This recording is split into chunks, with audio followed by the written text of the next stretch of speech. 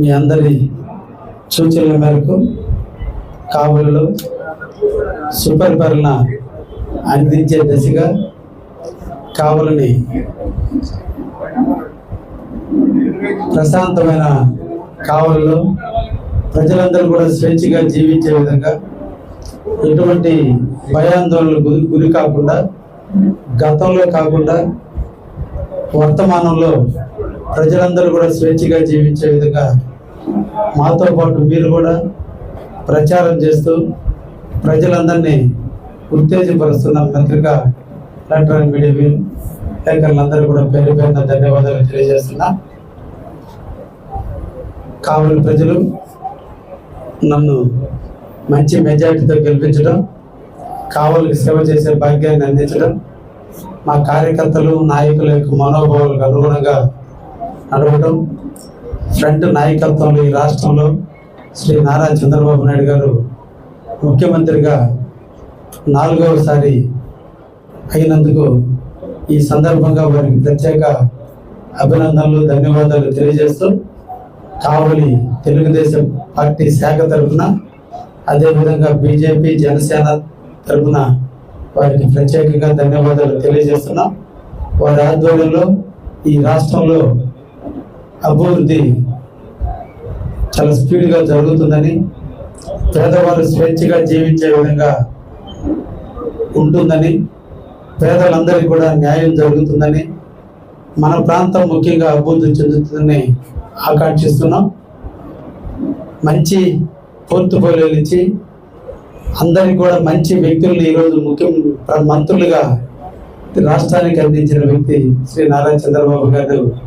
అదేవిధంగా మన నెల్లూరు జిల్లాలో సీనియర్లు అయినటువంటి పొంగూరు నారాయణ గారిని మున్సిపల్ శాఖ మంత్రులుగాను, రామనారాయణ రెడ్డి గారిని దేవాదాయ శాఖ మంత్రిగాను నియమించినందుకు మన జిల్లా తరఫున కూడా, మన కావలి తరఫున మనందరం కూడా ముఖ్యమంత్రి గారిని అభినందిస్తున్నాం. మన జిల్లాకి 2 మంత్రి పదవులు ఇచ్చి ప్రోత్సహించిన శ్రీ నారా చంద్రబాబు నాయుడు ముఖ్యమంత్రి గారికి ఈ సందర్భంగా ప్రత్యేక ధన్యవాదాలు కూడా తెలియజేస్తూ, చెప్పిన మాట మీద నిలబడి చెప్పిందే తడువుగా పేదవారిని ఆదుకోవాలి, పేదవారికి సహాయం చేయాలన్న ఆలోచనతో ఈ రోజున రాష్ట్ర ముఖ్యమంత్రిగా ప్రమాణ స్వీకారం చేసిన 24 గంటల్లోనే మొట్టమొదట చెప్పిన మాట, ఈ రాష్ట్రంలో ఉన్న నిరుద్యోగ యువత, ఎన్నో సంవత్సరాలుగా ఉద్యోగాలు రాక ఇబ్బందులు పడుతున్న యువత, అందరూ కూడా ఆర్థికంగా నలిగిపోతున్నటువంటి యువత, ఈ రాష్ట్రంలో పిల్లలందరికీ చదువులు చెప్పాల్సినటువంటి స్కూల్స్లో ఉపాధ్యాయులు లేక చాలా స్కూల్స్ మూతపడుతున్న వేళ డిఎస్సిని నిర్వహిస్తాను, తప్పకుండా మొదటి సంతకం డిఎస్సి మీద సంతకం పెడతానని చెప్పిన మాట మీద ఈరోజు శ్రీ నారా చంద్రబాబు నాయుడు గారు ముఖ్యమంత్రి అయిన వెంటనే తన తొలి సంతకం డిఎస్సి మీద 16,387 పోస్టులకి ఈ రోజును దరఖాస్తుల కోసం ఆహ్వానించడం జరిగింది. 2014లో కానీ 2016లో కానీ ఎప్పుడు డిఎస్సి నిర్వహించినా అది ఒక తెలుగుదేశం హయాంలోనే జరిగింది తప్ప గత 5 సంవత్సరాల వైసీపీ కాలంలో ఏ ఒక్క డిఎస్సిని కూడా నిర్వహించినటువంటి వైనాన్ని కాలరాస్తూ ఈ రాష్ట్రంలో పిల్లలు చదువుకోవాలి, వాళ్ళు ప్రయోజకులు కావాలి, వాళ్ళు ఉన్నత విలువలతో ఎదగాలి, ఉన్నత విద్యను అభ్యసించాలి అంటే ప్రాథమికంగా అందరూ కూడా చదువుకోవాలన్న కాంక్షతో ఈ రోజున డిఎస్సిని పోతున్నటువంటి శ్రీ నారా చంద్రబాబుని కావలి ఫ్రంట్ తరఫున మేమందరం కూడా అభినందిస్తున్నాం. ముఖ్యంగా నేను ఎమ్మెల్యేగా ఆయన చెప్పిన మాట నిలబెట్టి ఈ రోజు యువతకి ప్రాధాన్యత ఇచ్చినందుకు మరొకసారి మా ముఖ్యమంత్రి గారిని మేమందరం కూడా అభినందిస్తున్నాం. అదేవిధంగా ఈ రోజున రైతులు ఒకటి నిరుద్యోగ యువతను కాపాడుకుంటూ రాష్ట్రానికి వెన్నెమ్మకైనటువంటి రైతులను ఆదుకోవాలి, రైతులను భయభ్రాంతులను గురి చేసినటువంటి జగన్మోహన్ రెడ్డిని రైతులందరూ కూడా కాలరాశారు. అటువంటి రైతుల యొక్క జీవితాల్లో వెలుగును నింపడం కొరకు 2వ సంతకం కింద ల్యాండ్ టైటిలింగ్ యాక్ట్ని రద్దుపరుస్తూ ఈ రోజు చంద్రబాబు నాయుడు తీసుకున్నటువంటి ఒక ధైర్యమైనటువంటి నిర్ణయాన్ని తీసుకున్న శ్రీ నారా చంద్రబాబు నాయుడు గారిని కూడా ఈ సందర్భంగా అభినందిస్తున్నాం. ఇది ఒక రైతు పక్షపాతిగా, నేను కూడా ఒక రైతు బిడ్డగా, ఈ మన కావలి నియోజకవర్గం రైతుల యొక్క నియోజకవర్గం, ఈ అందరి 2,43,000 మంది ఉన్నటువంటి ఓటర్లు ఉన్నటువంటి కావలి నియోజకవర్గంలో రైతులందరి తరఫున కూడా ఈరోజు చంద్రబాబు నాయుడు గారికి కావలిలో బీజేపీ, జనసేన, తెలుగుదేశం నాయకులందరూ కూడా చేశారంటే రైతులందరి యొక్క ఆనందం ఎంతదో మీరందరూ కూడా అర్థం చేసుకోండి. కారణం ఈ రోజు ల్యాండ్ టైటిలింగ్ యాక్ట్ అంటే ఒక ఆస్తిని ఏ అధికారైనా మార్చొచ్చు అనేటువంటి ఒక చట్టాన్ని తీసుకొచ్చిన వ్యక్తి చంద్రబాబు నాయుడు, జగన్మోహన్ రెడ్డి గారు. అంటే మన ఆస్తి మీద మనకు భద్రత లేదు. మన ఆస్తి యొక్క దరఖాస్తులు రిజిస్టర్ ఆఫీస్ లో ఉంటే వాటిని రిజిస్ట్రేషన్ అయిన వెంటనే మనకి ఇవ్వకుండా జెరాక్స్ కాపీలు మనకిచ్చి 2 సంవత్సరాల పాటు ప్రభుత్వం దగ్గర ఉంచుకునే చట్టాన్ని తెచ్చిన జగన్మోహన్ రెడ్డిని తరిమి కొట్టిన రైతుల యొక్క ధైర్యానికి సందర్భంగా రైతులందరినీ కూడా అభినందిస్తూ అటువంటి చారిత్రాత్మకమైనటువంటి తప్పిదానాన్ని తిప్పి రాసినటువంటి వ్యక్తి శ్రీ చంద్రబాబు నాయుడు గారు. అందుకని ఈ సందర్భంగా మేమందరం కూడా చంద్రబాబు నాయుడు గారిని అభినందిస్తున్నాం. ఒక అభివృద్ధి ప్రధానత ముందుకు వస్తే ఎట్లుంటుంది అనేది ఈ రోజు రాష్ట్రం ఒక నిర్వహణ తెలియని వ్యక్తి ముఖ్యమంత్రి అయితే ఎట్లుంటుంది అనేది గత 5 సంవత్సరాల పాలనకి ఈ రోజు చరమ గీతం పాడుతూ ప్రజలు ఇచ్చిన చారిత్రాత్మకమైన విజయానికి నాంది పలుకుతూ ఈ రోజు చారిత్రాత్మకమైన నిర్ణయాలు తీసుకుంటున్న చంద్రబాబుని మేమందరం కూడా అభినందిస్తున్నాం. వారి ఆధ్వర్యంలో ఈ రాష్ట్రం పురోగతి చెందుతుంది, ఈ రాష్ట్రం అభివృద్ధి చెందుతుంది. రైతులందరూ కూడా సుభిక్షంగా ఉండబోతున్నారు. రైతులందరూ కూడా రైతు భరోసా కింద ప్రతి సంవత్సరం కూడా 20,000 రూపాయలు ఇస్తానని చెబుతూ ల్యాండ్ టైటిలింగ్ యాక్ట్ రద్దుపరిచిన చంద్రబాబు నాయుడు గారిని ఈ సందర్భంగా మేము అందరం కూడా అభినందిస్తూ ఉన్నాం. అదేవిధంగా ఈ రోజున రాష్ట్రంలో స్కిల్ డెవలప్మెంట్ పెంచాలి. యువత చదువుకి ఈరోజు చేసే ఉద్యోగానికి స్పందన లేకుండా ఉంది. రాష్ట్రంలో ఇండస్ట్రీస్ వస్తున్నాయి, రాష్ట్రంలో ఉద్యోగ రూపకల్పన జరగబోతుంది, ఆటోమొబైల్ రంగం అభివృద్ధి చెందబోతుంది. ఈ రాష్ట్రంలో పోర్టులు విపరీతంగా రాబోతున్నాయి, ఇన్ఫ్రాస్ట్రక్చర్ అతివేగంగా పెరగబోతుంది చంద్రబాబు నాయుడు టైంలో. కాబట్టి చదువుకి తగ్గ ఉద్యోగం రావడం కాదు, చేయబోయే ఉద్యోగానికి తగ్గ చదివించగలిగితే వాళ్ళకి ఉద్యోగాలు త్వరగా వస్తాయన్న ఆలోచనతో ఈ రోజు స్కిల్ డెవలప్మెంట్ కోసం ఈ రోజు 3వ సంతకంగా పెట్టిన చంద్రబాబుని మనందరం కూడా అభినందించాలి. విద్యార్థుల కోసం, భారత పౌరుల కోసం, ఫ్యూచర్ వాళ్ళది, వాళ్ళు బాగుంటే దేశం బాగుంటుంది.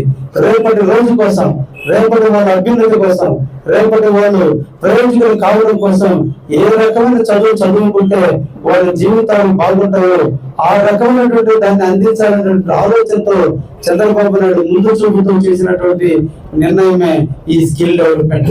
అటువంటి నైపుణ్యం చదువు అందించాలి. ఈ రోజు రాష్ట్రంలో దాదాపు 300 చిల్లర ఇంజనీరింగ్ కాలేజీలు ఉన్నాయి, పాలిటెక్నిక్ కాలేజీలు ఉన్నాయి, డిగ్రీ కాలేజీలు ఉన్నాయి. కానీ ఇవన్నీ కూడా చదువుకు సంబంధించిన ఉద్యోగం కాదు, చేయబోయే ఉద్యోగానికి సంబంధించిన చదువు ఉంటే వాళ్ళ పిల్లలందరూ కూడా స్కిల్ ని డెవలప్ చేసుకోవడానికి అవకాశం ఉంటుందని దాని మీద అధ్యయనం చేయడం కొరకు కమిటీని ఏర్పాటు చేసి ఈ రాష్ట్రంలో టెక్నికాలిటీస్ వ్యవస్థను పెంచడం కొరకు ఈ రోజు చంద్రబాబు నాయుడు గారు తీసుకున్నటువంటి ఒక చారిత్రాత్మక ఘట్టం. దేశ చరిత్రలో ఏ ముఖ్యమంత్రి కూడా భారత పౌరులైనటువంటి విద్యార్థుల కోసం ముందు చూపుతో చూసినటువంటి దాఖలాలు లేవు. మనం ఎదిగాము, ఓటు బ్యాంకుగా మార్చుకుందామని చూస్తున్నటువంటి తరుణంలో ఈ రోజు పిల్లలకి ఫౌండేషన్ బాగుండాలి, పిల్లలు నైపుణ్యవంతులుగా పెరగాలి, వాళ్ళు జీవితంలో ఎదగాలి.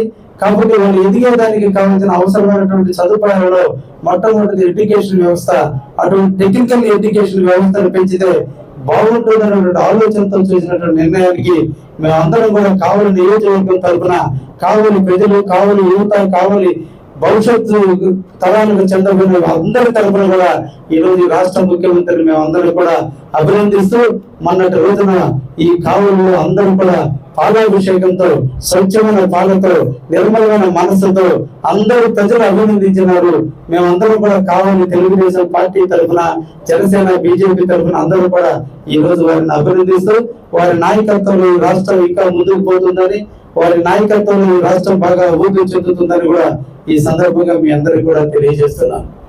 అదే విధంగా అన్నా క్యాంటీన్స్, పేదవాడు పల్లె నుంచి బస్ ఎక్కి, ఆటో ఎక్కి తన బతుకు తెరువు కోసం పల్లెల్లో నిర్వీర్యమైపోతున్న పల్లెలు పంటకు రైతులు ఇబ్బందులు పడుతున్నారు, కూలీలు లేక ప్రజలు ఇబ్బందులు పడుతుంటే కూలీలుగా బతకడం కోసం చేపర్లు గాను, బేల్దారు బెల్తలు గాను, బేల్దారు పళ్ళుకు రోజువారీ మూటలు మోసేందుకు నిరంతరం కూడా పల్లె నుంచి పేదలందరూ కూడా టౌన్కు వచ్చి కూలి పనులు చేసుకునే పేదలు, అదేవిధంగా టౌన్ లో వివిధ రకాల పనులు చేసుకునేటువంటి వాళ్ళు మధ్యాహ్నం పూట హోటల్కి వెళ్ళి అన్నం తినేదానికి ఆర్థిక స్తోమత లేక అలమటిస్తూ పస్తులు ఉండేటువంటి పరిస్థితి నుంచి వాళ్ళందరూ కూడా మంచి ఆహారం తీసుకోవాలి, పౌష్టికాహారంగా ఉండాలి, వాళ్ళ ఆరోగ్యాలు బాగుండాలి, వాళ్ళకి అన్నాన్ని అందించాలని ఒక సంకల్పంతో అన్నా క్యాంటీన్లు ఏర్పాటు చేస్తే ఒక దుర్మార్గమైన రాక్షసతత్వమైనటువంటి దాంట్లో చంద్రబాబు గారు పెట్టారు కాబట్టి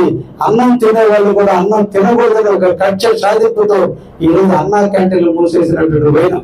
5 సంవత్సరాల నుంచి పేదవాడు మధ్యాహ్నం పూట అన్నం తినడానికి ఈ రోజు ధనవంతులు పెట్టిన హోటల్లో తినే స్థితికి తీసుకొచ్చిన జగన్మోహన్ రెడ్డిని కాలరాసిన పేదవాళ్ళందరికీ అంకితం చేస్తూ మళ్ళా పేదల జీవితాల్లో వెలుగు నింపుతూ పేదవాళ్ళని ఆకలి తీర్చాలి, పేదవాళ్ళని హక్కులు చేర్చుకోవాలని ఆలోచన దృఢ సంకల్పంతో ఒక మంచి మనసున్నటువంటి వ్యక్తిగా, ఒక మంచి మనసున్న రాజుగా ఈ రోజు చంద్రబాబు నాయుడు తీసుకున్న చారిత్రాత్మకమైనటువంటి ఘట్టం అన్నా క్యాంటీన్లు.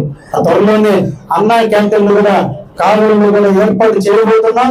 అవసరమైతే నేను ముఖ్యమంత్రి గారితో చర్చించి ఒంగోలు బస్ స్టాండ్ సెంటర్ లో కూడా ఇంకొక అన్నా క్యాంటీన్ కూడా ఏర్పాటు చేసేదానికి కూడా తప్పకుండా ప్రయత్నం చేస్తాం. ఇక్కడ MR office, sub register office ఈ ప్రాంతాల్లో ఉన్న అన్నా క్యాంటీన్ ని ఓపెన్ చేస్తూ అటువైపు కూడా ఇంకొక అన్నా క్యాంటీన్ కూడా తెలిసే విధంగా ముఖ్యమంత్రి గారితో చర్చించి జిల్లా మంత్రులతో చర్చించి ఇంకొక అన్నా క్యాంటీన్ కూడా ఏర్పాటు చేస్తే 2 వైపులా పేదవాళ్ళు అందరూ కూడా ఆనందంగా ఉంటారు. దయించి నా దగ్గరికి ఎవరైనా కూడా డైరెక్ట్ గా రావచ్చు, కానీ బొకేలు, శాలువాలు, దండలతో దయించి రావద్దు, ప్రేమతో నా దగ్గర రండి అని చెప్పి ప్రజలందరినీ కూడా కోరుకుంటున్నా. యాంత్రికమైన బంధంతో రావద్దు, ప్రేమానురాగంతో రండి, నన్ను ఆశీర్వదించండి, కావలికి మెరుగైన సేవలు చేసే విధంగా నాకు డైరెక్షన్ ఇవ్వండి. దయించి ఎవరు కూడా మానవులు, బొకేలు, శాలువాలతో రావద్దని నేను మీ కుటుంబంలో ఒక సభ్యుడిని, ఈ కావలి అనేటువంటి ఒక కుటుంబంలో నేను కూడా ఒక మెంబర్ని.